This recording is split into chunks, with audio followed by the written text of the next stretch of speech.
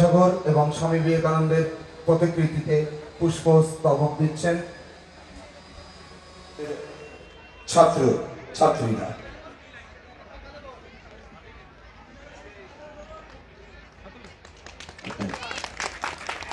এবার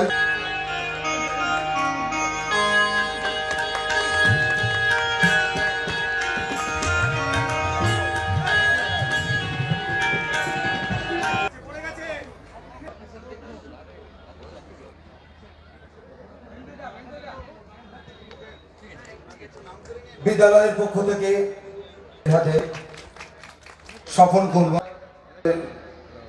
বিদ্যালয়ের অন্যতম শিক্ষক মহাশয়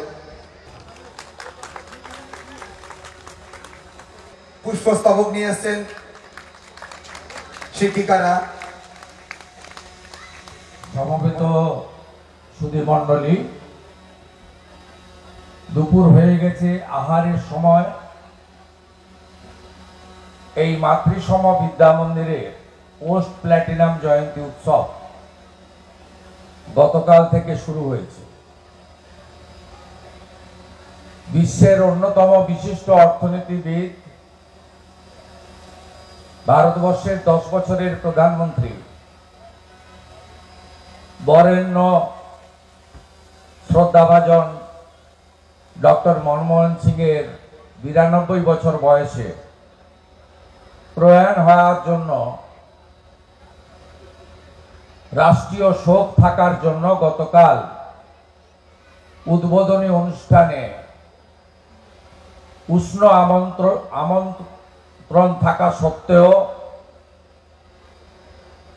আমার উপস্থিত থাকা সম্ভব হয়নি প্রদীপ প্রজ্বলনে। কিন্তু আমি এই এলাকার দীর্ঘদিনের জনপ্রতিনিধি, 2009 সাল থেকে,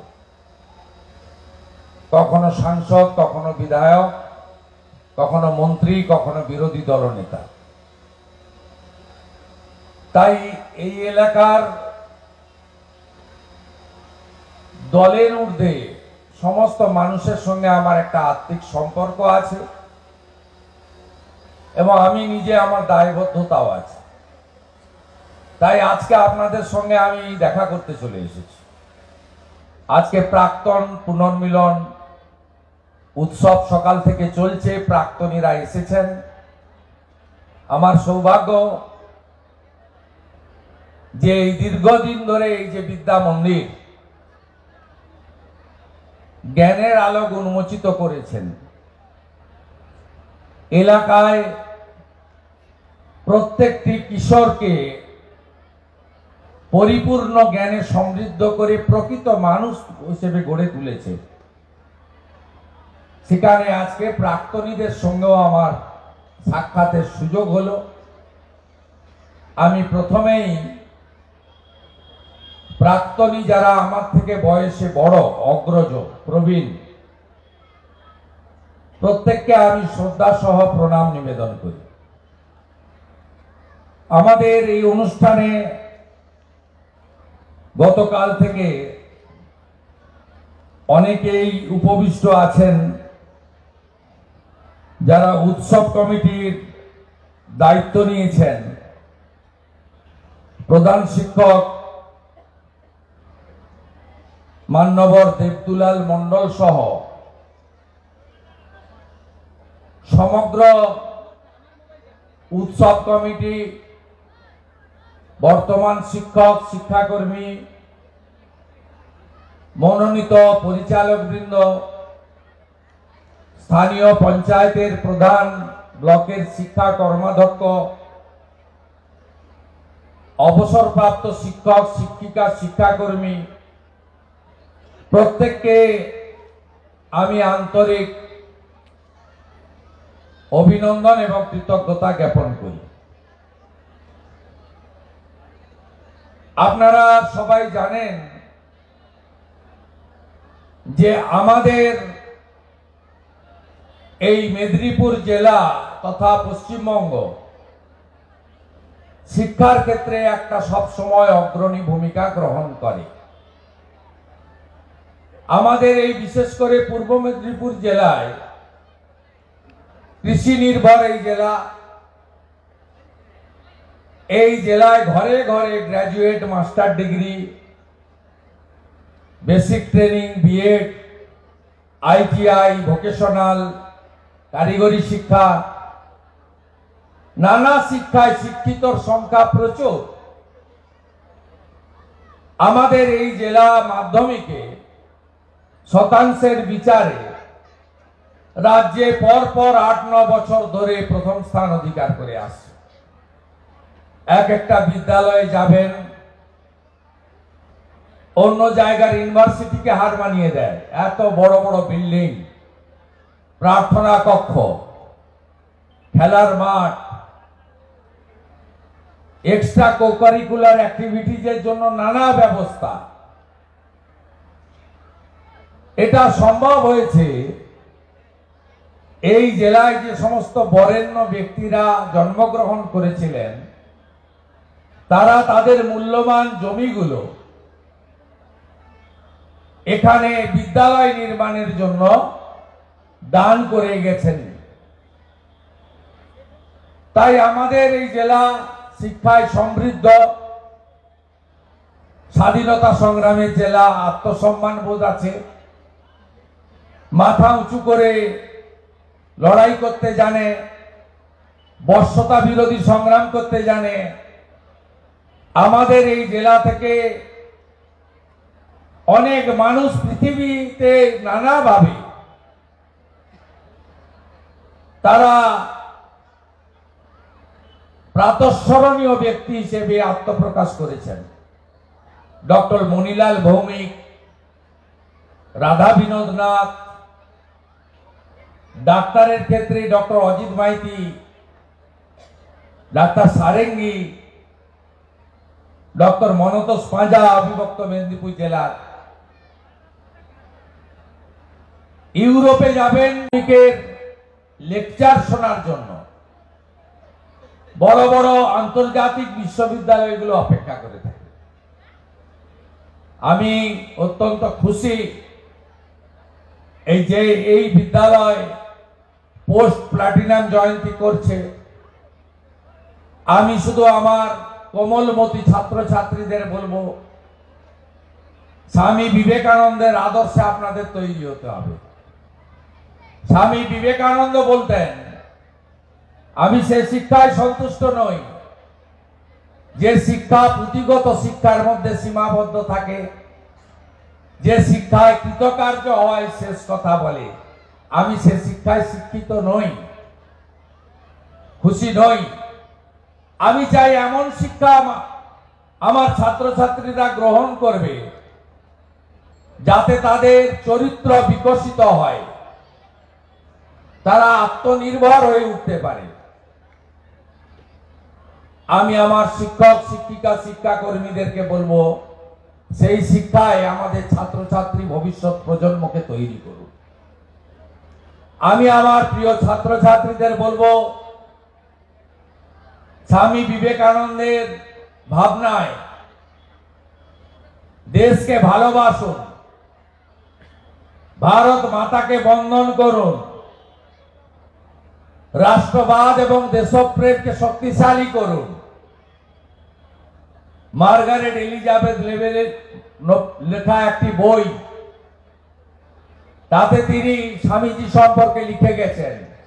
বইটার নাম the master as I saw him. সেই বইতে মূল যে বিষয়, তাতে ভগিনী নিবেদিতা লিখছেন, the queen of adoration was his motherland. অর্থাৎ স্বামী বিবেকানন্দের কাছে তার আরাধ্য দেবী ছিলেন কে? ভারত মাতা। তাই শুধুমাত্র জ্ঞান অর্জন করলাম, চাকরির সংস্থান করলাম, অর্থনৈতিক শ্রীবৃদ্ধি করলাম, এটা দিয়ে সমাজ এবং দেশের লক্ষ্য পূর্ণতা পায় না। আপনার দেশের প্রতি যে দায়িত্ব কর্তব্য আছে সেটা আপনি পালন করুন। আমরা সবাই বিদ্যাসাগর মহোদয়ের নামে পরিচিত। বিদ্যাসাগর মহোদয় 1820 থেকে 1890 জনজাগরণ নবজাগরণের অগ্রদূত ছিলেন। মাতৃভক্তি, নারী শিক্ষার প্রসার, বহু বিবাহ প্রথা তার বিরুদ্ধে স্বাক্ষর সংগ্রহ করে আইন পাস করানো, কলকাতা থেকে মেদিনীপুর একাধিক বিদ্যালয় নারী শিক্ষার জন্য তিনি প্রসারিত করেছিলেন।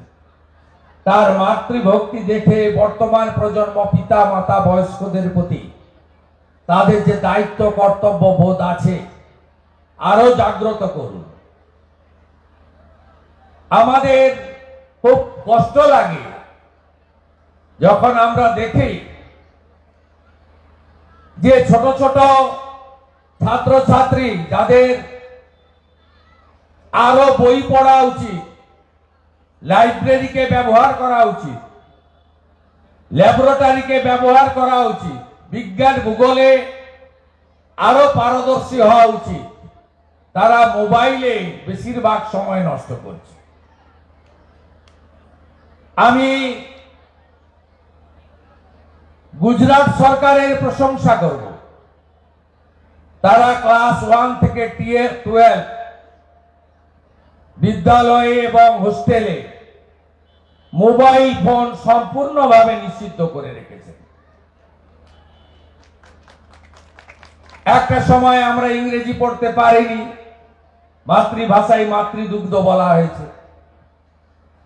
আর এখন অধিকাংশ নেতা, আমলা, মন্ত্রী, ছাত্রী তাদের বাড়ির ছেলে মেয়েরা চলে যাচ্ছে ইংলিশ মিডিয়াম স্কুলে, সিবিএসসি, আইসিএসসি। আমাদের জেনারেশনের অনেক ক্ষতি হয়ে গেছে। 15 বছর ইংরেজি ছিল না প্রাইমারি, কম্পিউটার শিখতে পারা যায়নি, অনেক পরে শিখেছি আমরা।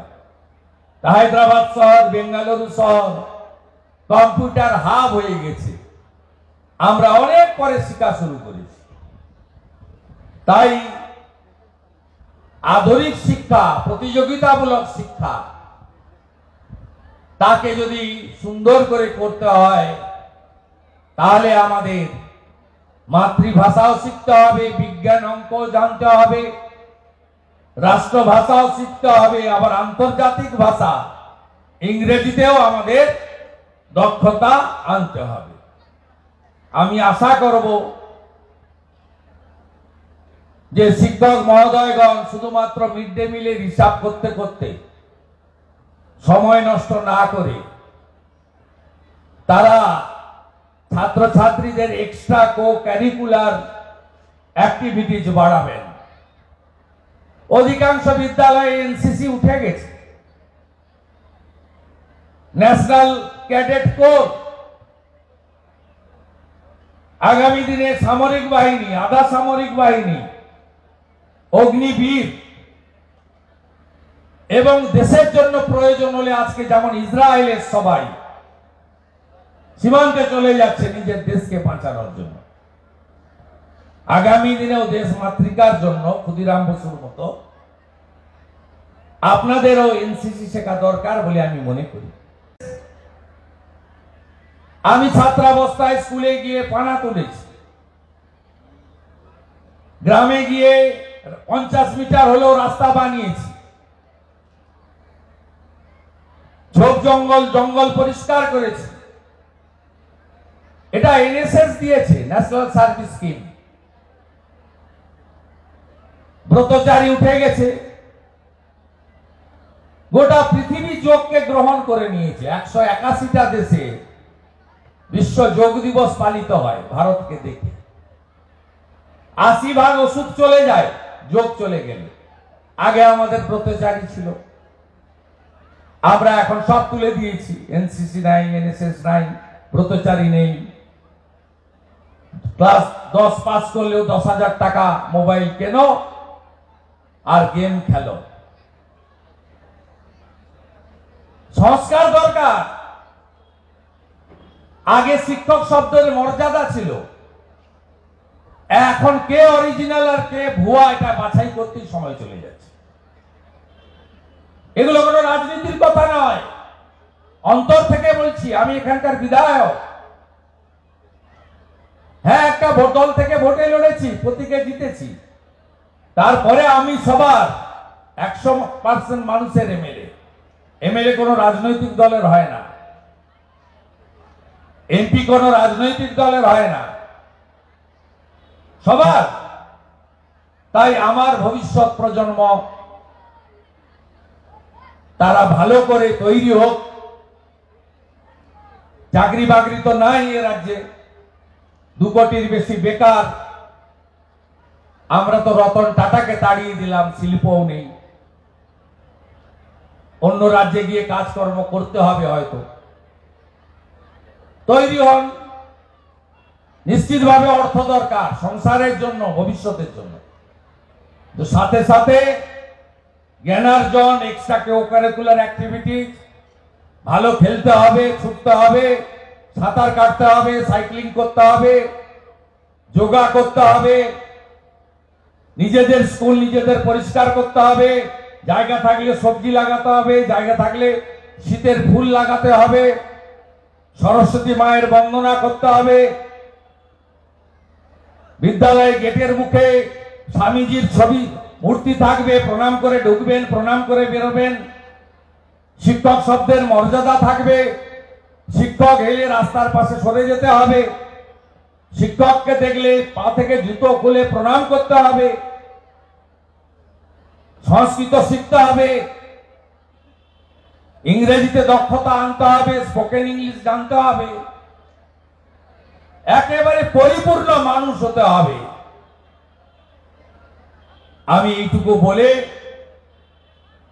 দুপুর অনেক হয়ে গেছে, 2টো বাজতে যায়, অনেকের খাওয়া হয়েছে হয়নি, বয়স্করা আছেন, তাদের আজকে আশীর্বাদ আমার উপর পেলাম, তাদেরকে প্রণাম জানালাম। বিদ্যালয়ের উন্নয়নে আছি। আগে এইচডিএর চেয়ারম্যান, মন্ত্রী ছিলাম, ক্ষমতা একটু বেশি ছিল। তো সীমিত ক্ষমতার মধ্যে আগে কি করেছি আমি বলবো না। 21-এর পর থেকে 2টো গ্র্যান্ট আমি এই স্কুলে দিয়েছি। একটা আমার এমএলএ ল্যাড থেকে 5 লাখ টাকা দিয়েছি, কাজ হয়ে গেছে। আরেকটা অভিজিৎ বাবুকে আমি রেকমেন্ড করেছিলাম, এই অর্থবর্ষে 10 লক্ষ টাকা আপনারা স্যাংশন পেয়েছেন। 15 লক্ষ টাকা আমি এই বিদ্যালয়ের উন্নয়নে দিয়েছি, কাজ হচ্ছে, এরা ভালো কাজ করে। আমি খোঁজ খবর রাখি, ক্যাম্পাসের বাইরে যে যার রাজনৈতিক মত পথ থাকলেও বিদ্যালয়ের মধ্যে হেডমাস্টার মশাইয়ের নেতৃত্বে শিক্ষক, শিক্ষাকর্মী, অভিভাবক সকলের একটা সুমধুর মেলবন্ধন এই বিদ্যালয়ে আছে। স্বামীজির মহান মন্ত্র চরৈবতী চরৈবতী, এগিয়ে যাবেন, আমি সাথে আছি। আপনাদের সেবক, আপনাদের বিধায়ক শুভেন্দু অধিকারী আপনাদের সাথে আছে। ভারত মাতা কি। নাগরিকদের জন্য ভুয়ো পাসপোর্ট সংক্রান্ত নথি যাচাইয়ে তৎপর পুলিশ। ক্যানারে কদমগাছি গ্রাম পঞ্চায়েত সবচেয়ে বেশি জন্মের শংসাপত্র ইস্যু হয়েছে এখানে। ভুয়ো নয় একটিও দাবি পঞ্চায়েতের। কদমগাছি গ্রাম পঞ্চায়েত ভোটার তো তৃণমূলের ভোটার, তো এরা বাংলাদেশের জঙ্গিরা তৃণমূলের ভোটার, পাকিস্তানের জঙ্গিও ভোটার। জাভেদ মুন্সি সে বিস্ফোরক বানায়, ও সব ধরেছে বাইরের পুলিশ। আসাম পুলিশ ধরেছে এদের, কাশ্মীর পুলিশ ধরেছে এদের। পুলিশ ব্যস্ত বিজেপি নেতাদের নামে মিথ্যা মামলা করে। অনুপ্রবেশের অভিযোগ। একটু আগে তুহিন বিশ্বাসের বিরুদ্ধে অপহরণের মামলা করছি আমরা। চন্দন দাসকে অপহরণ করেছে উড়িষ্যা থেকে, উড়িষ্যা পুলিশ জানে না, অপহরণের মামলা করাচ্ছি। কত বড় মাতব্বর হয়েছে, সব জব্দ করে দেবো। এর আগেও আমাদের বহু লোককে এখানে নন্দীগ্রামে করেছে। 7 মাস 8 মাস 39 জন নেতাকর্মীর নামে এফআইআর হয়েছে। ঠিক আছে, এর আগে 15 দিন আগে মামলা মিথ্যা প্রমাণ হয়েছে, এটাও মিথ্যা প্রমাণ হবে, এটাও মিথ্যা প্রমাণ হবে। মমতা ব্যানার্জি এখানে হেরেছেন, ভবিষ্যতে আবার হারবেন। এখান থেকে তো হারিয়েছি, যেখানে দাঁড়াবে সেখানে গিয়ে হারাবো। তাই প্রতিহিংসার বশবর্তী হয়ে হিন্দু নেতাদের পুলিশকে ব্যবহার করে এই জিনিস করছে। কিন্তু এতে নন্দীগ্রামের কোনো লোক মাথা নত করবে না। এখন গাছ থেকে পড়ে গেলেও বলছে তৃণমূলের লোক মরে গেছে, বাস থেকে পড়ে গেলেও বলছে, এরপরে বাজ পড়ে মারা গেলেও বলবে তৃণমূলে বিজেপি মেরে দিয়েছে। অনুপ্রবেশের অভিযোগে এ রাজ্যেও ত্রিপুরাতে বহু বাংলাদেশি হিন্দু নাগরিক গ্রেপ্তার হয়েছে। আপনি এর আগে পাশে থাকার বার্তা দিয়েছিলেন, এই যে গ্রেপ্তারি, এ নিয়ে আপনার কি অবস্থান হবে? হিন্দুদেরকে আমরা সেভ করব, সমস্ত হিন্দুদের সেভ করব, চিন্তার কোনো কারণ নেই। উস্কানিমূলক মন্তব্যের জেরে অর্জুন সিংকে পুলিশের মেল ঘিরে বিভ্রান্তি চলছে। উস্কানিমূলক মন্তব্য করুক, কোর্টে দেখা হবে, 2 তারিখে কোর্ট খুলবে, মমতার পুলিশের সঙ্গে দেখা হবে।